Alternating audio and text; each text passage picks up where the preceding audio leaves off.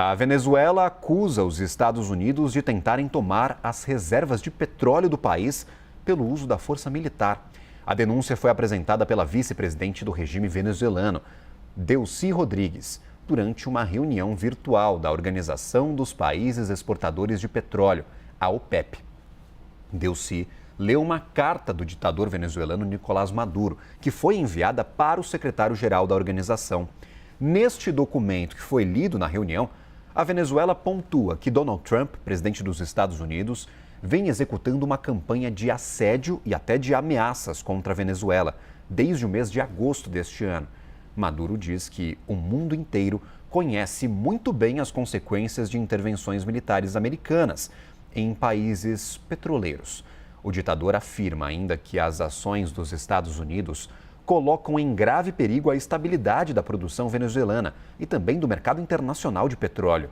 A Venezuela produz atualmente cerca de 1.100.000 barris de petróleo por dia e a maior parte é exportada para a China. Maduro já declarou que o país vai se manter firme na defesa dos seus recursos energéticos e também que vai manter a sua soberania. A Venezuela está entre as 20 maiores produtoras de petróleo do mundo, em baixas posições é verdade, mas ela tem a maior reserva conhecida do planeta. Apesar da baixa produção, da estrutura sucateada, há muito petróleo reservado na Venezuela, por isso que Maduro faz esses apontamentos, tentando se proteger da ofensiva norte-americana. O analista de internacional Lorival Santana está com a gente nesta cobertura. Lorival, qual que é o peso do petróleo venezuelano em toda essa escalada de tensões com os Estados Unidos? Eu lembro que já no início deste ano, o próprio Donald Trump pediu que empresas norte-americanas que operavam na Venezuela se retirassem do país. Bem-vindo. Boa tarde, obrigado, Gabriel. Boa tarde a todos. Bem, de fato, a companhia Chevron, ela tem refinaria que foi montada há muitos anos para refinar o petróleo venezuelano. Então, ela depende um pouco desse petróleo para ter o seu funcionamento.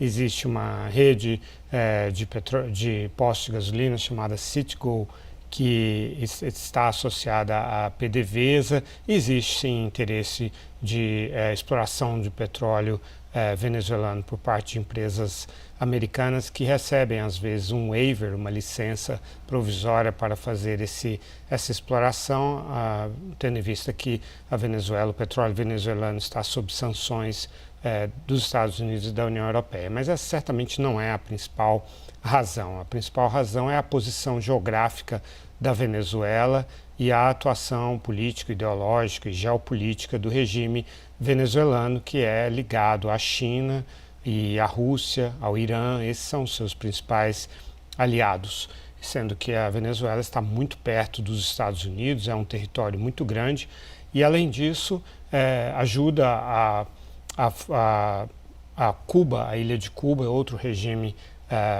comunista, a sobreviver simplesmente, né, com a energia venezuelana e com a ajuda venezuelana, e que também recebe ajuda de Cuba por meio de seus agentes, né, de sua inteligência militar, que ajuda o regime venezuelano a se manter no poder. Então, esse é o interesse central de Trump: mudar um regime no norte da América do Sul, que é um regime considerado hostil aos Estados Unidos. E é também e agora vem a razão principal, um alvo de uma retórica do presidente Trump de que ele é o defensor da segurança, do bem-estar do povo americano e que a Venezuela seria um ponto de passagem das drogas da Colômbia, por exemplo, para os Estados Unidos. Embora isso não seja tecnicamente comprovado, pelo contrário. No relatório do ano passado do Escritório de Drogas da ONU, a Venezuela simplesmente não é mencionada, porque ela não é relevante nesse contexto.